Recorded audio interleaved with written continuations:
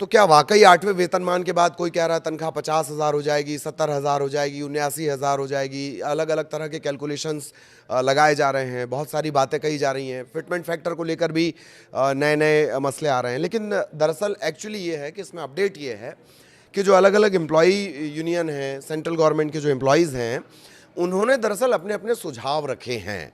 अब वाकई क्या तनख्वाह 80,000 जाती है, नहीं जाती है, ये तमाम चीज़ें डिपेंड करेंगी जो फिटमेंट फैक्टर होगा उसके ऊपर। फिटमेंट फैक्टर को लेकर हमने एक विस्तृत रिपोर्ट भी तैयार की थी, सारे रिपोर्ट्स का एवरेज हमने आपको निकाल कर बताया था, ठीक है। तो आज हम सुझावों पे बात करने वाले हैं, क्या सुझाव दिए जा रहे हैं, उनके पीछे तर्क क्या है, इसको लेकर बातचीत करेंगे। वो फिटमेंट फैक्टर जो सबसे एवरेज बैठता है वो मैंने आपको एक वीडियो में समझाया, उस फैक्टर के बारे में भी बात करेंगे। नमस्कार, मैं ललित प्रजापति। आज अपडेट इसी का। तो 8वें वेतनमान को लेकर, वेतन आयोग को लेकर चर्चाएं हो रही हैं, पूरे देश में चर्चाएं।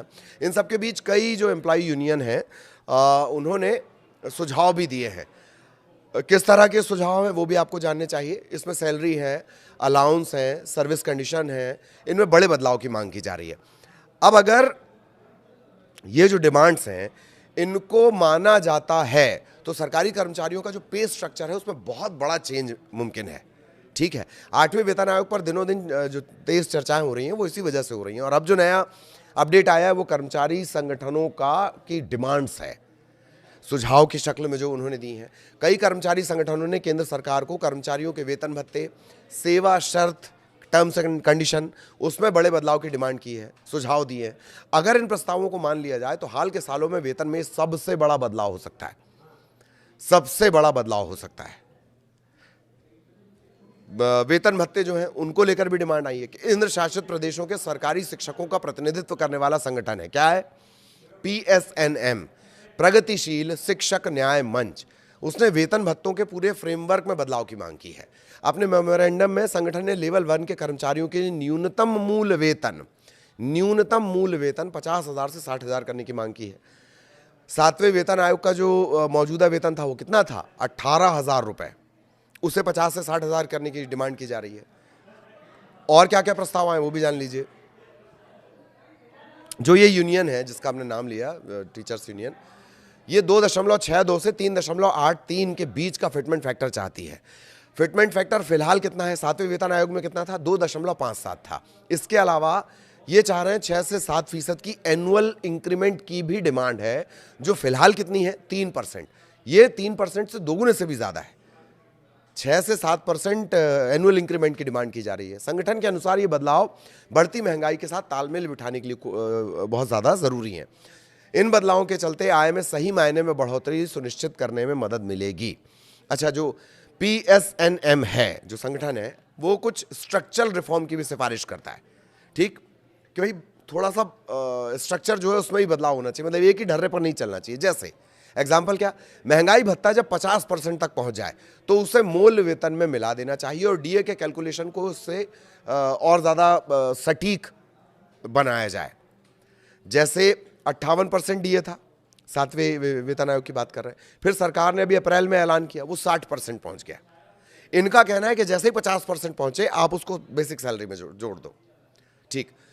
चिल्ड्रन एजुकेशन अलाउंस में भी काफ़ी बढ़ोतरी की डिमांड की जा रही है। मौजूदा समय ये 2,800 रुपये, कह रहे हैं 7,000 रुपये प्रति माह प्रति बच्चा इसे किया जाए।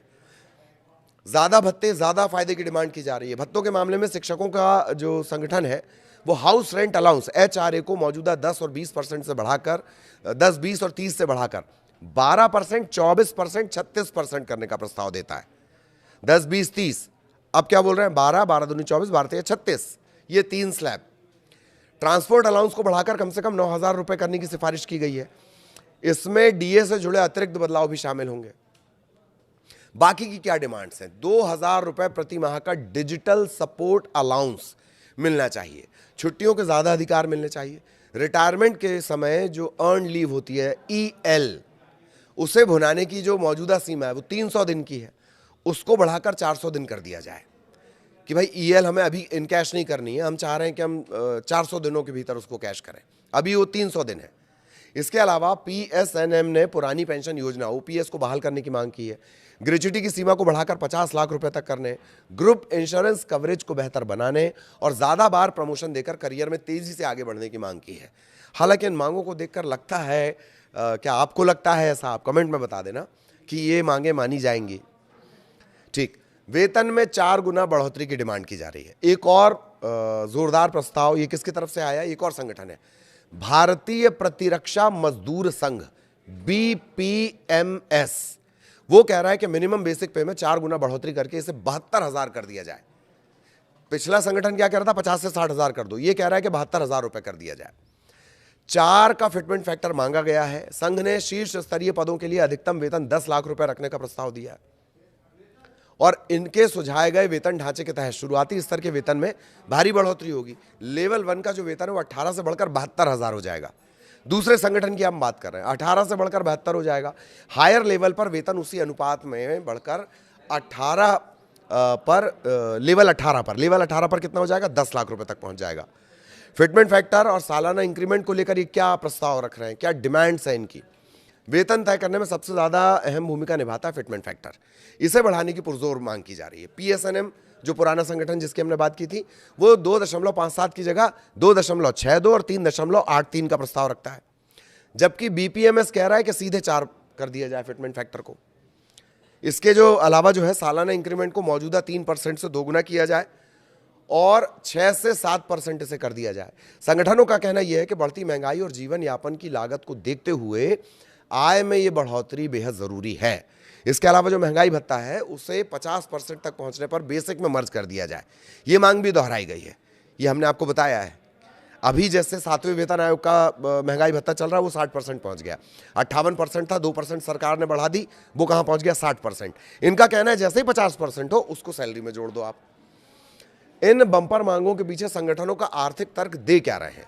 इतनी बड़ी वेतन बढ़ोतरी को सही ठहराने के लिए बीपीएमएस ने सांख्यिकी और कार्यक्रम कार्यान्वयन मंत्रालय यानी एमएसपीआई, ये बहुत इंपॉर्टेंट आंकड़े होते हैं एमएसपीआई से जुड़े हुए, ये सीधे असर करते हैं, उनके आंकड़ों का हवाला दे रहा है। संघ का कहना है कि 2016-17 से 2024-25 के बीच देश की जो प्रति व्यक्ति शुद्ध राष्ट्रीय आय है, per capita net national income, ये 86.76% से बढ़कर 1.03 लाख से 1.92 लाख हो गई। परसेंटेज को अगर आप इसे समझें तो जो इनकम है वो कितनी हो गई है? 1.03 लाख से बढ़ते बढ़ते 1.92, मोटी भाषा में जिसको अपन कहते हैं 2 लाख, वो हो गई है। संगठनों ने वेतन की गणना के लिए परिवार इकाई फैमिली यूनिट को 3 सदस्यों से बढ़ाकर 5 करने की मांग की है, ताकि परिवार को वास्तविक वित्तीय जिम्मेदारियों का सही आकलन हो सके। ठीक है, 3 माता पिता बच्चा, ये कह रहे हैं कि नहीं इसको 5 किया जाए, 2 लोग और इसमें ऐड किए जाएं, 5 के हिसाब से ये कैलकुलेशन होने चाहिए। तर्क ये कि वेतन बढ़ोतरी को आय बढ़ोतरी के साथ जोड़ने के लिए एक पारदर्शी ट्रांसपेरेंट व्यवस्था बनेगी, ये तर्क दिया जा रहा है। ये हमारी खबर का एक पहलू हो गया जिसमें हमने आपको बताया कि फिटमेंट फैक्टर को लेकर किस तरह की बातें आ रही, डिमांड किस तरह की जा रही है। अभी जो फिटमेंट फैक्टर है 7वें वेतन आयोग का वो कितना है? वो है 2.57। अब क्या वाकई लगता है ये फिटमेंट फैक्टर सबसे इंपॉर्टेंट है? ये मैं आपको कई वीडियोस में बता चुका हूं। एक और महत्वपूर्ण बात जान लीजिए कि जो फिटमेंट फैक्टर है उसका सीधा असर, ये जो सैलरी बढ़ाई जाएगी, भत्ते बढ़ाए जाएंगे, इसका सीधा असर सरकार की सेहत पर भी पड़ेगा।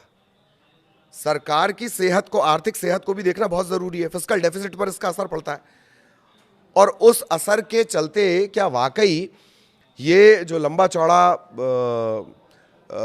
डिमांड की जा रही है वो होगा 50,000 से 60,000 सैलरी लेवल 1 की, या 72,000 सैलरी लेवल 1 की करने की बात की जा रही है? तो लेवल 18-20 तक जाते जाते क्या हो जाएगा? लाखों का वेतन हो जाएगा। ठीक है, तो अब अगर एवरेज की बात कर ली जाए, कुछ दिनों पहले जो हमने वीडियो बनाया हमने उसमें तमाम चीजों को, सरकार का क्या स्थिति है, वित्तीय स्थिति कैसी है, क्या वो फिटमेंट फैक्टर हो सकता है, अलग अलग जो रिपोर्ट थी, चाहे वो मीडिया संस्थानों की रिपोर्ट हो, चाहे वो बैंक से जुड़े रिपोर्ट्स हों, आर्थिकी से जुड़ी रिपोर्ट है, उसका अगर एनालिसिस करने के बाद एक एवरेज निकाला जाए तो वो फिटमेंट फैक्टर 1.89 के करीब करीब पहुंचता है। उसके हिसाब से हमने कैलकुलेशन भी आपको बताए हैं कि वो सैलरी को करीब करीब पहुंचा देता है 43,000। 18 को वो 40 से 43,000 पहुंचाता है। 1.89 का फिटमेंट फैक्टर, और ये कॉमन पड़ता है। 2.57 का जो फिटमेंट फैक्टर दिया गया पिछले बार 7वें वेतन आयोग में, वो बम्पर बढ़ोतरी में से एक है। लेकिन एवरेज अगर देखा जाए, जो अलग अलग अनुमान आ रहे हैं, यहां तो डिमांड जो की जा रही है वो 2.5 से 3 करने की जा रही है। एक संगठन तो कह रहा है फिटमेंट फैक्टर को 4 कर दो, लेकिन फिटमेंट फैक्टर का गणित ये कहता है, सबका अगर एवरेज मिला लिया जाए अलग अलग संस्थानों का, जैसे पॉलिटिक्स में आप सुनते हैं पोल ऑफ पोल्स, तो ऐसे ही रिपोर्ट्स ऑफ रिपोर्ट को अगर देखा जाए, उसका एक एवरेज निकाला जाए, तो वो 1.89 1.90 के आसपास फिटमेंट फैक्टर पहुंचता है, और उसके हिसाब से लेवल 1 की सैलरी पहुंचती है 43 के आसपास, जो अभी तक प्रैक्टिकली सबसे करीब लगता है। अब क्या इस पे होता है, सरकार इन सुझावों को मानती है, नहीं मानती है, क्या फिटमेंट फैक्टर तय किया जाता है, क्या स्ट्रक्चर में भी कोई तब्दीली की जाती है, इसके लिए तो भाई इंतजार करना होगा। आगे भी जो अपडेट होगा वो हम आप तक पहुंचाएंगे। नमस्कार।